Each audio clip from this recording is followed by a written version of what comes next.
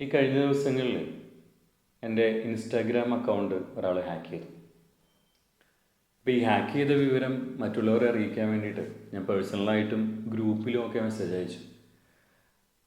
തിരിച്ചു വന്ന ഒരു റിപ്ലൈ ഇങ്ങനെയായിരുന്നു: അച്ഛാ, ആ ഫേക്ക് അക്കൗണ്ടിൽ നിന്ന് വന്ന ആദ്യത്തെ മെസ്സേജ് കണ്ടപ്പോൾ തന്നെ ഞങ്ങൾക്ക് മനസ്സിലായി അത് അച്ഛൻ്റെ അക്കൗണ്ട് അല്ല എന്ന്. ക്യൂരിയോസിറ്റിയോടുകൂടെ ഞാൻ അവരോട് ചോദിച്ചു, ഇതെങ്ങനെ മനസ്സിലായേ എൻ്റെ അക്കൗണ്ട് അല്ല എന്ന്.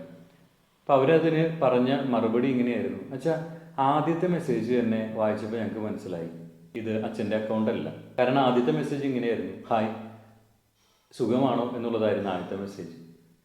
അച്ഛൻ ജീവിതത്തിൽ ഒരിക്കലും ഞങ്ങളോട് സുഖമാണോ എന്ന് ചോദിച്ചിട്ടില്ല.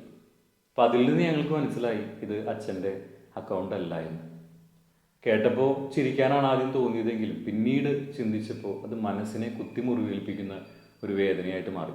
എത്രമാത്രം സംസാരിക്കുന്നവരാണ് നമ്മൾ ഓരോരുത്തരും. ഫോണിലൂടെയും വ്യക്തിപരമായും ഒക്കെ നമ്മൾ ഒരുപാട് സംസാരിക്കുന്നവരാണ്. പക്ഷേ നമ്മൾ സംസാരിക്കുന്നതൊക്കെ മറ്റുള്ളവരുടെ ഹൃദയത്തെ തൊടുന്നുണ്ടോ എന്ന് ചിന്തിക്കേണ്ട സമയമായിരിക്കുന്നു. ഒരുപാട് സംസാരിക്കുന്നതിലല്ല, മറിച്ച് നമ്മൾ സംസാരിക്കുന്ന കാര്യങ്ങൾ മറ്റുള്ളവരുടെ ജീവിതത്തെ തൊടുമ്പോഴാണ് ശരിക്കും നമ്മുടെ സംസാരം നന്മയുള്ളതായി തീരുക. പ്രിയമുള്ള സഹോദരങ്ങളെ, വളർത്തുന്ന വാക്കുകൾ പറയുന്നവരാകാൻ, വളർത്തുന്ന സംസാരത്തിന് ഉടമകളാകാൻ വേണ്ടി നമുക്ക് പരിശ്രമിക്കാം. നമ്മുടെ വാക്കുകൾ മറ്റുള്ളവരെ നശിപ്പിക്കാൻ വേണ്ടിയുള്ളതല്ല, മറിച്ച് മറ്റുള്ളവരെ വളർത്താൻ വേണ്ടിയുള്ളതാണ്.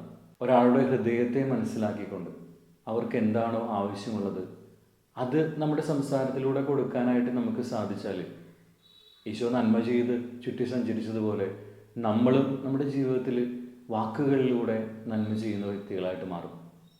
നല്ല വാക്കുകൾ പറയാൻ, വളർത്തുന്ന വാക്കുകൾ നമ്മളിൽ നിന്ന് പുറപ്പെടാൻ സർവേശ്വരൻ നമ്മെ അനുഗ്രഹിക്കട്ടെ. ഈശോ മിശിഹായ്ക്കും സ്തുതിയായിരിക്കട്ടെ.